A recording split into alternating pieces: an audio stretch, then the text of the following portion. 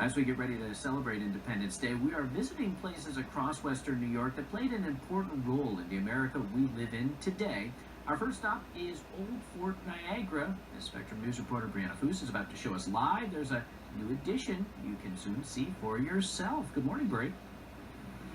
Well, good morning, Scott. It's a new addition in the fact that it's set to reopen with some fun new things, but really, it is not new. It has actually stood here since 1871. Joining me now to explain exactly what we're talking about is Toby, one of the volunteers here at Old Fort Niagara. And this building is pretty spectacular, and I feel like people don't really realize it's here. Yeah, you're right. I think a lot of people don't realize that Fort Niagara is even here, and if they do, they're just picturing Old Fort Niagara and not the lighthouse here also. But it's a pretty cool building. It is. So what is the history behind this lighthouse? Well, this lighthouse was built between 1871 and 1872. The government had appropriated $16,000 for the building of it to replace a light that was on top of the castle, and so it was built at that time. The gray limestone that you see, that is the main building that was built at that time, and the light stood 50 feet above the ground. And then in 1890 to 93, they added 11 feet. That's the yellow brick that you see up there. So the light room now is 61 feet above the ground, and the light is 30 feet above the water level.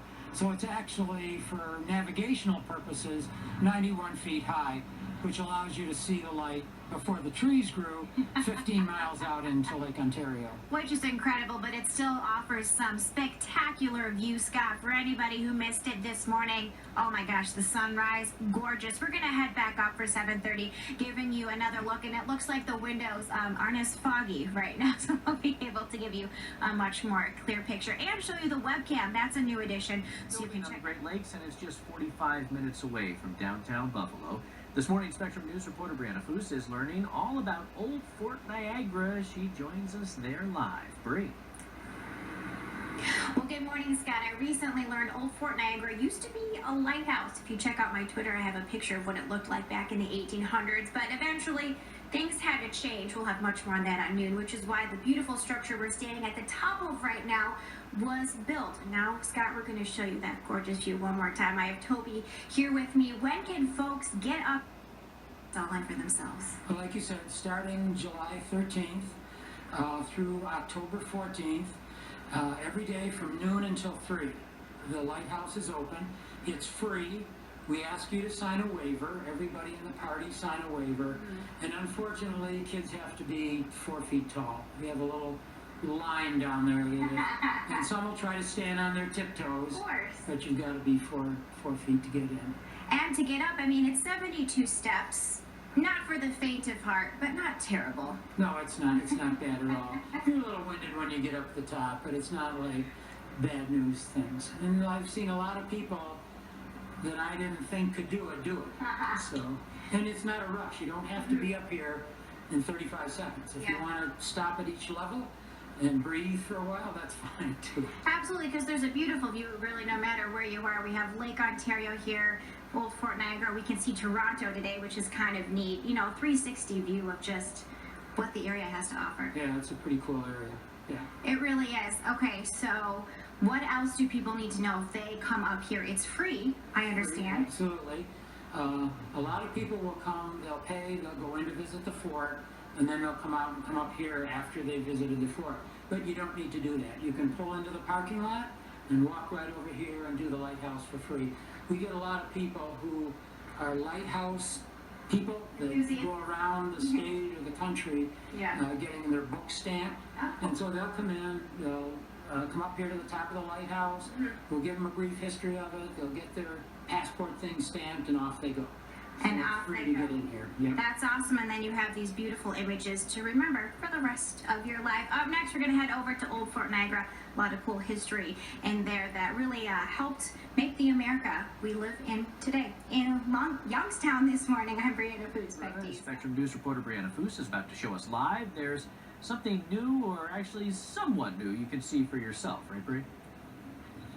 Yes, right now for this half hour, we have Bob Emerson with us, the executive director of Old Fort Niagara, just to give us a sense of this beautiful castle behind us and the cool history that it has to offer. I don't think a lot of people realize that the stones here, they're not like new. This is original, unlike a lot of forts we see around America.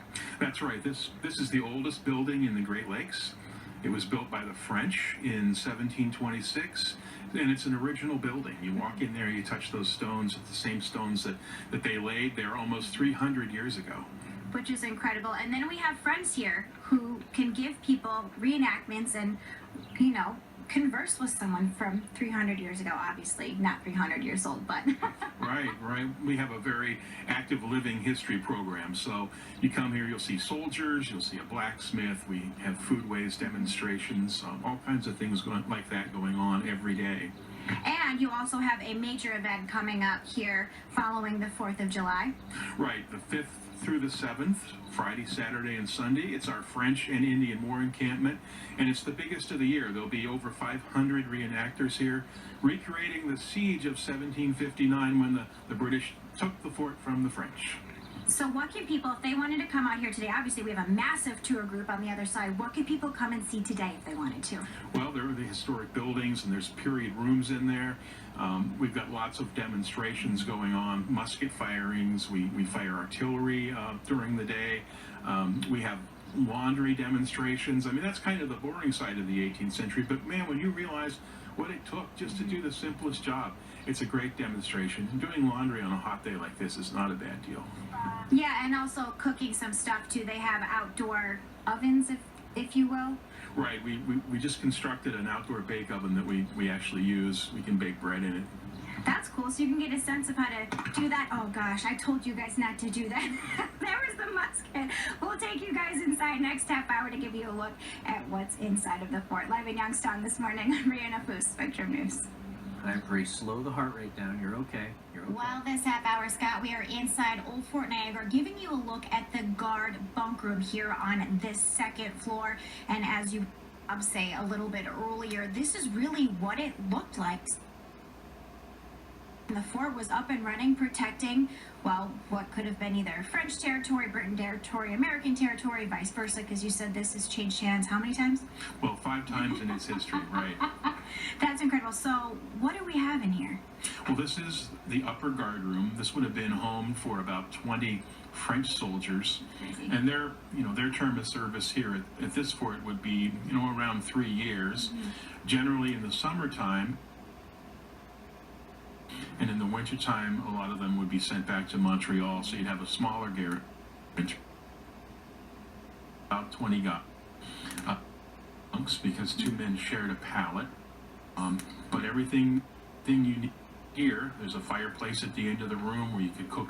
There are tables, there are benches, there's a musket rack at the end, places to hang uniforms and store equipment. So if you were an enlisted man, this would be your home during your term of service here at the fort.